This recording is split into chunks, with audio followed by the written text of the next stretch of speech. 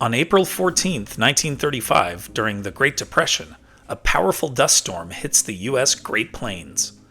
In what comes to be known as Black Sunday, one of the most devastating storms of the 1930s Dust Bowl era swept across the Great Plains. The storm, fueled by severe drought, overgrazing, and poor farming practices, engulfed the region in a thick cloud of dust, turning day into night. Farmers struggled to protect their land and livestock as the powerful winds kicked up millions of tons of dirt and dust so dense that some eyewitnesses believed it was the end of the world.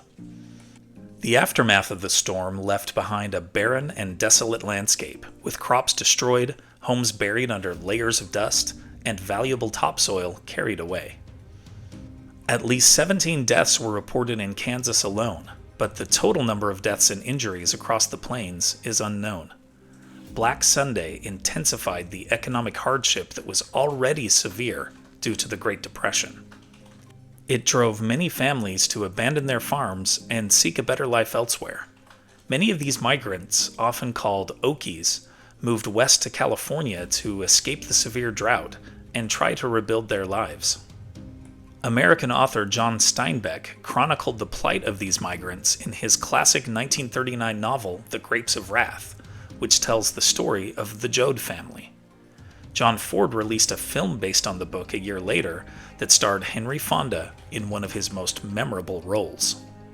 Additionally, photographers like Dorothea Lange told the story of the people of the Dust Bowl through powerful pictures. These photos have become some of the most iconic and enduring images of the Great Depression. U.S. President Franklin Roosevelt introduced programs to help alleviate the farming crisis. One example was the creation of the Soil Conservation Service in the Department of Agriculture.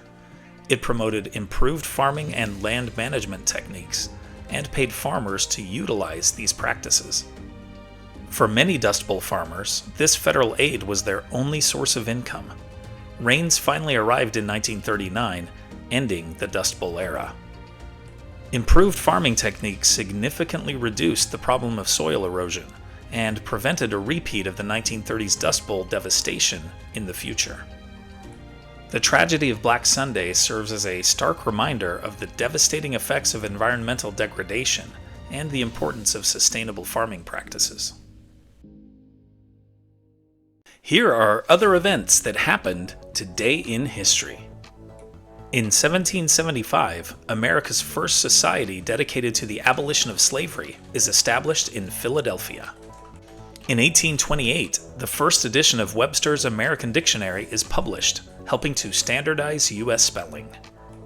In 1865, at Ford's Theater, U.S. President Abraham Lincoln is shot by John Wilkes Booth and dies the next day. In 1912, the luxurious ocean liner Titanic hits an iceberg in the Atlantic off the coast of Newfoundland. In 1918, two pilots engage in America's first aerial dogfight with enemy aircraft in World War I. In 1986, the U.S. launches airstrikes against Libya in retaliation for terrorism against U.S. troops and citizens. In 2021, the NCAA begins allowing athletes to change schools without having to sit out a season.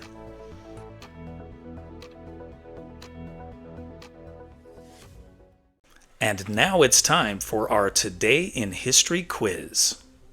Invited by the American Society of Newspaper Editors, which communist leader visited the United States in April 1959?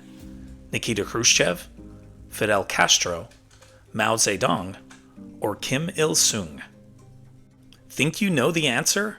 Drop your guesses in the comments below.